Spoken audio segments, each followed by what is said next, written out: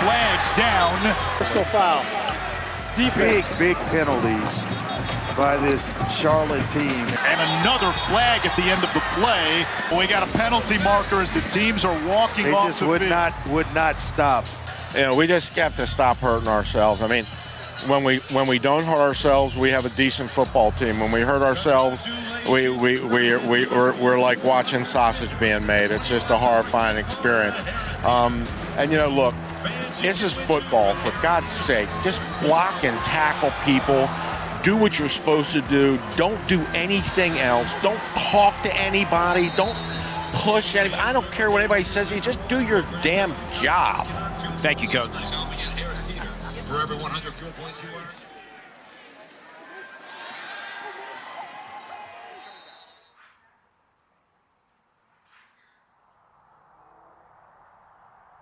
After a 22-point loss to FAU, the Charlotte 49ers fell to 2-6. For head coach Biff Poggi, the disappointment goes far beyond the final score, compelling him to take action. As always, thanks for being here. I'll start with the elephant in the room. Put out a statement on Saturday that I have suspended players for inappropriate behavior in the game Friday night against FAU. I did a lot of soul searching, and I felt like those problems that manifested themselves behaviorally Friday were a lot of my doing, and that I haven't been as disciplined and strict with them as I should have been with the whole team. And it just reached the line for me personally Friday. It was the right thing to do. It was very hard to do because I do love them, but part of loving them is also trying to give them guardrails. And I told the team, like, you know, I love my children, but if they asked me if they could grab a hot muffler after the car was run, I would say no. And if they did do that, I'd pull their hand away and teach them a lesson not to do that. I used to tell my children when I would discipline them, look, I'm not doing this to you. I'm doing this for you. And so I just felt like it was the right thing to do. I think it showed everybody on the team, like, nobody's above anybody, right? We are a team, we're a unit, and I think it was a learning moment. Obviously, Coach Poggi is one of the best at teachable moments, and then when they join the team, it's all in good faith, and they're going to be a part of it, and you hope that not only those players learn, the rest of the team learns. You can't do the things that took place on Friday night. We could use those three guys Saturday, but it would be the wrong thing to teach, and it would be the wrong thing for our program. Long-term, wrong thing. Short-term, wrong thing. And for the three individuals who I care deeply about, they're going to serve this suspension, and Sunday when they come back, they'll be fully reinstated. It's like anything else, you know. You take guys that have played significant snaps for you, and all of a sudden they're not. Well, you know, the snaps are still there, just who fills that role? Well, there'll be a lot of guys replacing, you know, so like Damon Clowney is going to play almost every snap on defense. It's always next man up mentality, you know. When you're at this level, that's the only way you can survive, you know, in college football. But then we have two other guys who are, you know, Demetrius Knight and Osita are going to play positions they haven't played before. Osita Dimma Ikwanu. It's Osita-Dinma. That's my first name. And then Ikwanu, E-K-W-O-N-U. I'm Carolina through and through. I went to Providence Day School. It's a few minutes down the road. And then through the whole recruiting process, ultimately chose to go to Notre Dame for 4 years, where I graduated and obviously played there. And then I made the decision to come back home and play for Coach Poggi here in Charlotte. You know, he's a twin, and his brother, he went to Notre Dame. He was actually the highest recruited player between him and his brother. He's, I believe, 6'5", maybe 320, 330, so a little bit different from me. something happened in the 4 minutes we're apart, because he's 4 minutes older than me. So I'm guessing during that time something changed where it sort of just came out totally different. His brother went to NC State, he went to Notre Dame, and his brother wound up being the #1 draft pick for the Carolina Panthers, and right down here in Charlotte. With the 6th pick, the Carolina Panthers select Ikem Ekwonu, tackle, North Carolina State. It's incredible. It's awesome, and it's really a blessing just to see, his dreams come to fruition and all his hard work put in to the sport, and he's doing a great job for the Panthers. So it's awesome just having the chance to see him play. Your baby is staying in North Carolina. How would you describe your joy? Oh my God, my cup runneth over. It's almost unreal, especially, even just watching on TV or even playing Madden, like seeing, oh, that's my brother in the game or on TV. No. Yo, no. Yo, you got her first play. Injury, bro. How you get Micah Parsons her first play, man? What number is your brother? 79. He's a left tackle. Right now. Yeah, right there, left tackle. It's pretty cool, honestly. That's why I always pick the Panthers, just because, it's just awesome seeing him, in the game. Aceto will play, in base for us. He's a traditional linebacker, off-the-ball linebacker, but he does do a little bit on the ball. He'll have the opportunity to play, which, I expect him to step up and rock and roll. For him, it's pretty much learning a new position. Now, the scheme will be more simplified when he's in the game, but he's capable of doing it, or we wouldn't ask him. No way you just ran the ball on 3rd and 24, bro. It's a give-up run, man. I want to throw a pick. I mean, the mindset is similar. It's basically just, finding the ball, finding the quarterback. I think what's most different is just the technique I'll have to play with. I'm definitely excited for the change, for the opportunity just to see more of the field.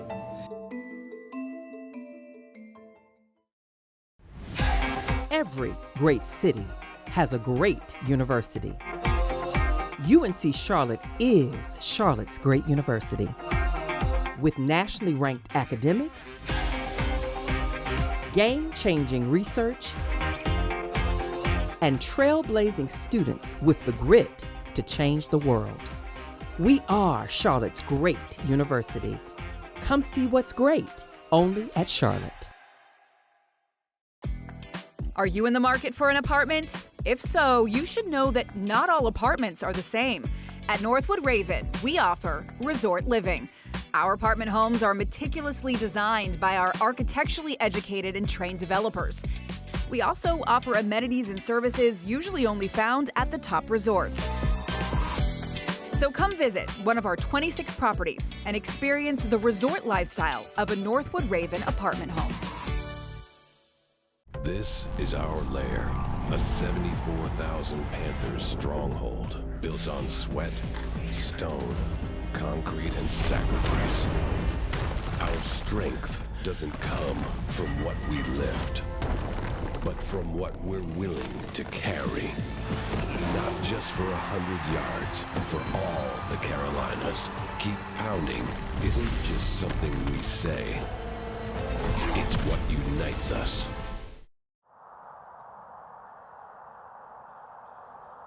Okay, got something for you guys, very interesting. Do you guys remember me telling you about that guy that that had cerebral palsy? Yeah. Remember about that guy? He goes to all of our games, and then he got really sick. John McCurdy is a huge Charlotte fan. John was born with cerebral palsy, but that never stopped him or set him back.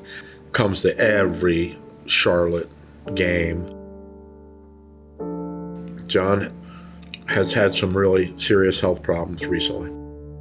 He got sick with a very bad bacterial infection that turned into sepsis, and he's been very, very sick. And a few days ago, he lost both of his arms from here down and both his legs from below the knee. So Montani and I and Jalen Jones went down because he asked for those guys. We're going to go see John McCurdy, who's a 49er fan, who's a big fan of DeMond and JoJo's, and we're going to give him a game ball. that we won at East Carolina. Oh, hey, how are you? Jalen Jones, Jamon Clowney. Oh my goodness! Oh, I can't believe you're here. Yeah, we came to see him. I'm so excited. You know, walking up in the hospital is always a humbling moment. You know, being able to walk in under your own power. You know, going in there and visiting somebody in whatever condition they're in. You're going to see John's face when he sees you. He's going to flip. I mean, he'll be so happy. It's a dream come true for him. We're happy. And as a son of beloved mother, trust me. Yeah. We appreciate you.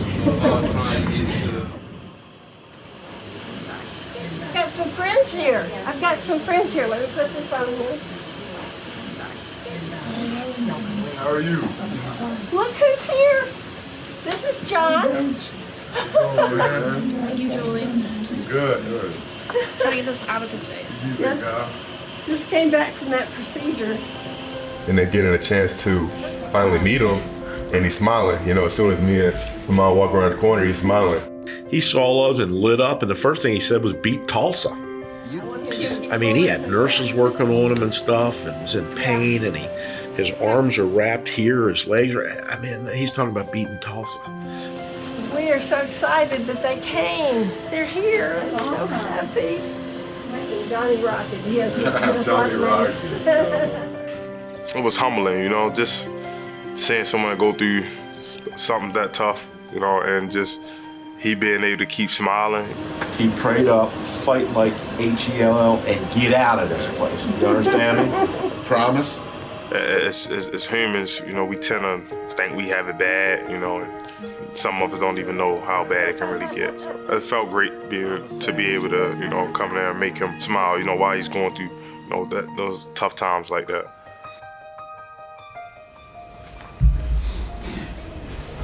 Every game, but I want you to have it. I'm gonna put one on there. Is that okay? Oh, John, that's great. That's for you. That is really nice. All right, look. First play against Tulsa, what do you want?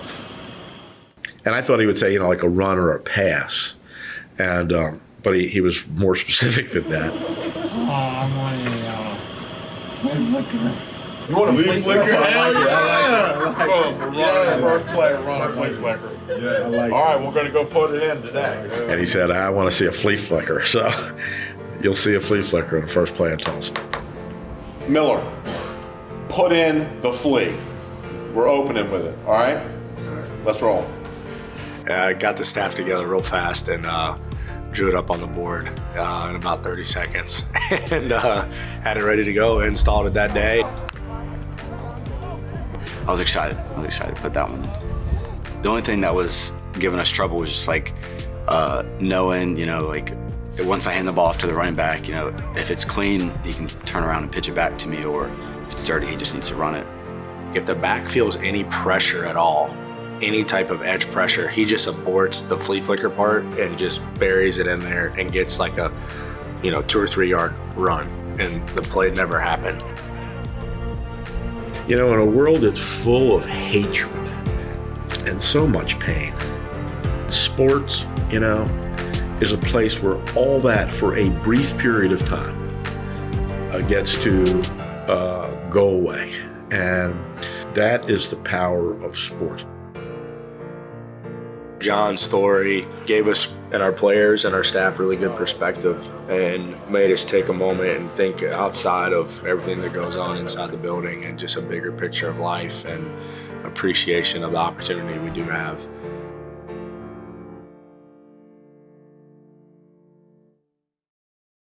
Every great city has a great university.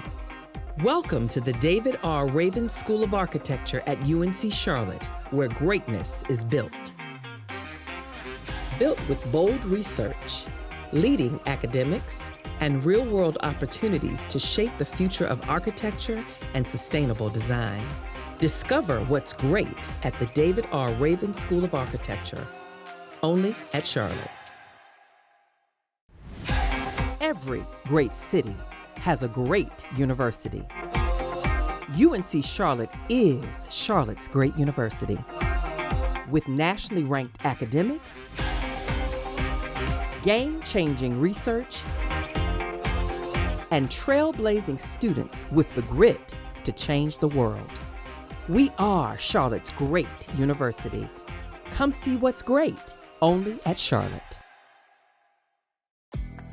Are you in the market for an apartment? If so, you should know that not all apartments are the same. At Northwood Raven, we offer resort living. Our apartment homes are meticulously designed by our architecturally educated and trained developers. We also offer amenities and services usually only found at the top resorts. So come visit one of our 26 properties and experience the resort lifestyle of a Northwood Raven apartment home.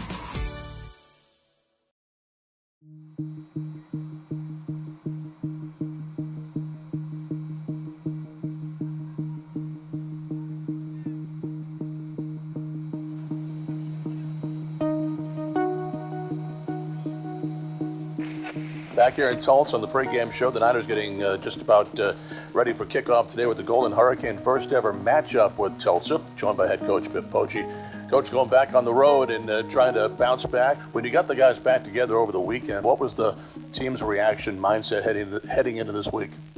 It was all business, you know. I think got to work pretty quickly. So, you know, as we say, disappointed, but certainly not discouraged. With the quarterback situation, both of your number 1 and 2s went down last week with hip injuries. So what's the situation at quarterback today? Jalen didn't make the trip. He's pretty banged up. He could just barely walk this week. So Trex, he practiced this week against the start today. When you look at Tulsa, they come in, they're struggling a little bit right now, scoring the football. But as you watch them, you scout this Tulsa team, what have you seen that you think could be a trouble spot here today? Look, this is a game I'm sure they're looking at like, hey, this is a way for us to get off a 3-game losing streak playing Charlotte. And we're kind of looking at them the same way, right? This is a chance for us to get our second conference win in the history of the program. So, you know, this is a very important game. And I told the kids, you know, we really need to bear down this week, and we really need to play well. Got a winning week of practice. It's time to take that to the field. Okay? We've had a winning week of practice. It is time to take that to the field. Do the little things that it takes to win. Do the little things that it takes to win. Be locked on, listen to the calls, get lined up right. A right assignment. Play a little extra harder than you feel like playing. Okay? A little extra harder every rep than you think you got in you. It's time to win. All right? There are no ifs, ands, and buts. It's time to win this game. You hear me? Yes, sir. Everybody understand? Yes, sir. Well, good afternoon, everybody, and welcome to Chapman Stadium in Tulsa, Oklahoma. Getting ready to kick off between the Niners and the Golden Hurricane. So here's the situation for the Niners on this first play of the game. We're told by Coach Poggi that he had a great visit recently with John McCurdy, longtime Niner fan. John is in the hospital right now, battling through some health issues, and he asked John to call the first play of the game. John asked for a flea flicker, and he said he was going to do it if the Niners had decent field position. Well, it's the 18-yard line. We'll see if this first play is going to be the flea flicker. And they hand it off straight ahead. Kelman, he's going to just keep the football and not get much at all. Well, we called the flea flicker on first down, but it didn't turn into a flea flicker, and the back made the right decision because there was internal pressure.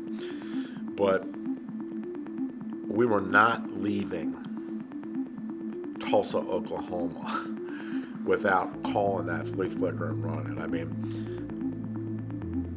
if we didn't do it in the game, we were going to stay till all the lights were off and come back out of the locker room and run the daggone thing with, you know, iPhone lights on, because no way I was not running that for John. Williams, keeper, Williams, touchdown Tulsa. Williams, a touchdown.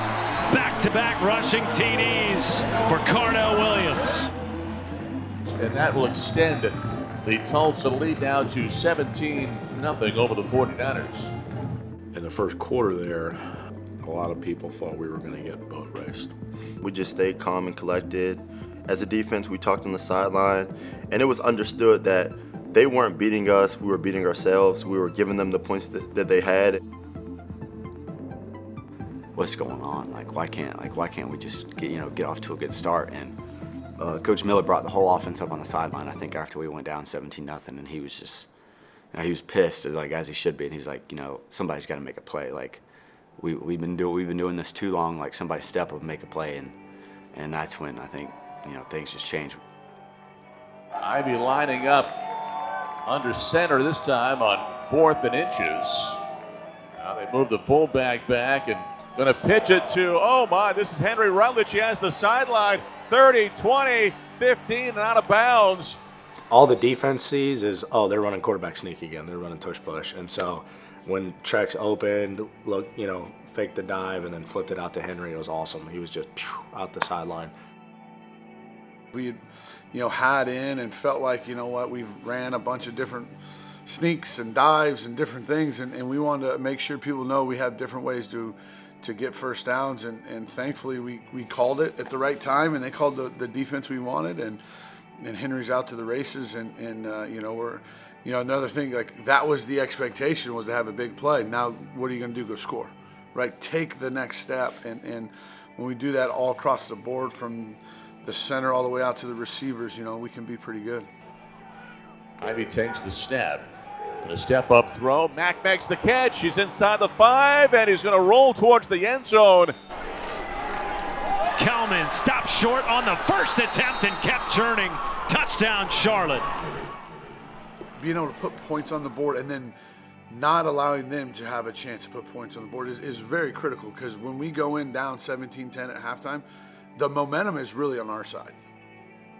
Guys started calming down, and then we went and we attacked halftime, and you saw the defense that we are show up, especially in the second half, And it's blocked in the end zone, through the back of the end zone. Williford getting back. It's a safety as they block it. It goes through the back of the end zone, and the Niners get 2. We were putting a drive together. It was 17-12. We're rolling and going down there to take the lead. And Biff said, hey, what about the flea flicker again? And I said, got it, Coach, let's roll. It was 2nd and 1. And I said to Mike, run the flea for John. Run the flea for John McCurdy. Here's the snap. And here's the flea flicker we talked about earlier, going to the right side, have a receiver. Oh, he's got his man just inside the 5-yard line. It was a great ball, and it was a great catch by Bryce. And he caught it right there on the 1 or 2 yard line. And, it changed the momentum of the game, because now we're right there and going to go get points on the board. And, you could feel the sideline, okay, we're in this thing, let's go. Niners 4 of 14 on 3rd down. It's a 3rd and 5. Kelman lined up in the eye. They put Estera in motion, and the snap is dropped. It's on the field, and it's going to be picked up by Tulsa. So I fumbled the snap. It was completely my fault. I caught it, and I had it on my fingertips, and I think as I was trying to bring it back up, I think Ron ran into my hands in the ball, and we fumbled. Took the air out of the sideline, but I think our players knew, okay, we have 3 timeouts left. Our offensive guys knew. Our defense is going to hold them, and they're going to get us the ball back, and it's going to be on us again to go down and win the game. It's 3rd and 1. You get a first down right now, the game's over. Braxton is stopped in the backfield. What a play! And it's Nakai Hill-Green making the stop. The play before, they ran a quarterback stretch, and they lined up in a certain formation. They ran the play. They got a few yards. They called timeout, and then they lined up in the same exact formation and ran the same exact play. And I told the D lineman before the play, make sure no one touches me, and I'm stopping this quarterback because I know what play it is. And they ran the same exact play. I was able to make the play, and we were able to get off the field. Drexler Ivy to pass, and he connects with J. Iris Mack for a first down. I can't exactly remember kind of when the switch kind of flipped. I think I connected one pass and I just got in a rhythm. Ivy over the middle, first down and more. Hystera inside the 20. Jack was like my second or third read, and I just saw him run across the field wide open, and then once he got tackled at the 10, I was like, all right, yeah, we're scoring right here. He's snapping. Again, bringing the pressure. Good block by Rutledge. Throws the end zone. And it's Hystera. Touchdown, Charlotte! How about that? The leading wide receiver gives Charlotte the lead with a minute left to play. And then I saw Jack kind of make his cut, and I was just like, I'm going to rip this thing in there. And Jack made a great play, great catch, and I was hyped. I was so excited after that happened. Now can they convert the 2-point attempt? They bring pressure. He gets away. Has time. Looks. End zone. Caught. 2-point conversion. Weber on the catch. Niners lead by 3 now. No football team makes that many plays in a game. And, you know, you just see this kind of hand of God in the whole thing, and our kids just accepting it, if that makes any sense. I remember, like, we came off the field after we scored with like a minute left. Everyone was feeling good. Everyone's like, all right, we just won this game. And then they made a play here and there. And then they made this big play, that throw down the field, that got them into field goal range. Tulsa answers the Charlotte go-ahead touchdown. And it looks like we might be going to overtime for the first time this season. And then kicked the field goal, and I was like, all right, like, let's go win this thing. And play action over the middle finds Jairus Mack, shifting past the defense and inside the 5. Man, the first play out the gate, we hit no-no on a little slant route behind coverage, and there he goes, and throw a little swing route to Henry, and then tush push, and bam, score. I mean, just within like 2 minutes. I was like, oh, we're good. You run off the field and you're just like, whew, all right, like, here we go. Like, defense, like, one stop, and it's ours. Now 3rd down. Niners bringing pressure. They throw it, and it's intercepted by Balfour, and that's the ball game. It's a Niners winner in Oklahoma. How about that? Balfour picking that ball off. His interception, you know, I loved how he made an awesome play on it, and you know, jumped the route, and then got up and just flipped the ball to the ref. You know, it was perfect. It was just great. T-Dub, at the end of the day, you know, we had to bow up, and that's what we did, and we got the W, man. It's amazing. I mean, hey, we got to keep this going. We're going to be on a roll. We got to win out. So I'm just excited for this one. I'm going to celebrate with my team.